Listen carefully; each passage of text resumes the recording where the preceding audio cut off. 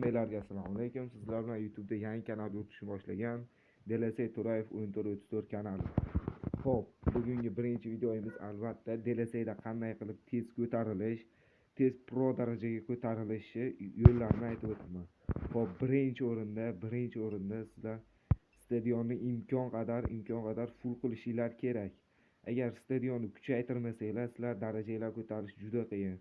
Ayrimlar birinchi bo'lib kuchli futbolchilar oladi, stadionga qo'ymaydi.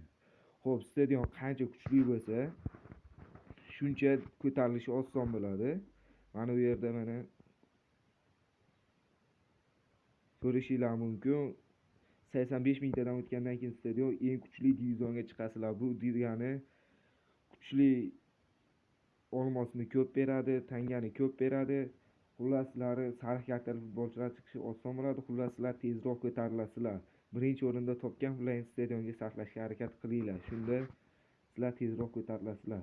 Ikkinchi o'rinda esa mana bu yerda trener degan joy bor.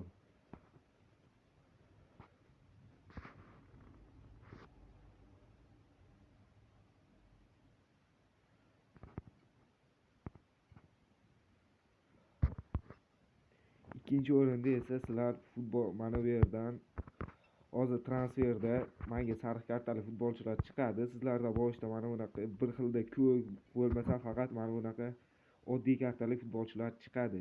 Shunga imkon qadar sizlar 78-79 reytingli futbolchilarni olib, mana bu yerdagi reytingni 85+ qilishinglar kerak. Undan keyingina chiqadi sariq kartali futbolchilar. Ungacha chiqishi juda ham qiyin. Sizlar eng kuchligini olaman, unaqa qilaman degunlaringcha mana bu yerdan 80, 82, 81lar chiqadi. O'shalarni olaverib, keyin kuchli bo'lgandan keyin ularni sotib yuborishingiz mumkin.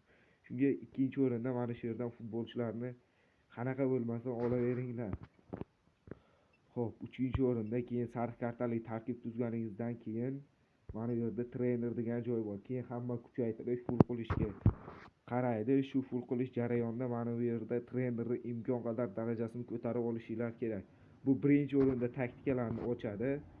Men 500 qilganman. Xo'p, ikkinchi o'rinda mana birinchi o'rinda mana bu taktikalar hammasi ochiq mana. Ikkinchi o'rinda mana bu kuchaytirgichlar. Mana shularga kuchaytirgichlarga anchagina chegirma beradi va kuchaytirayotgan vaqtlaringda almazlar kam ketadi. Shunga buni kuchaytirib olinglar.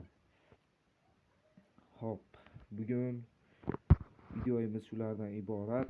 Bugun video qisqaroq bo'ldi. Keyingi videolarda yana ko'rishguncha xayr. Obuna, like tugmasini bosishni esingizdan chiqmasin. Birgina obunangiz mening pro darajagacha ko'tarilish uchun katta qadam bo'ladi.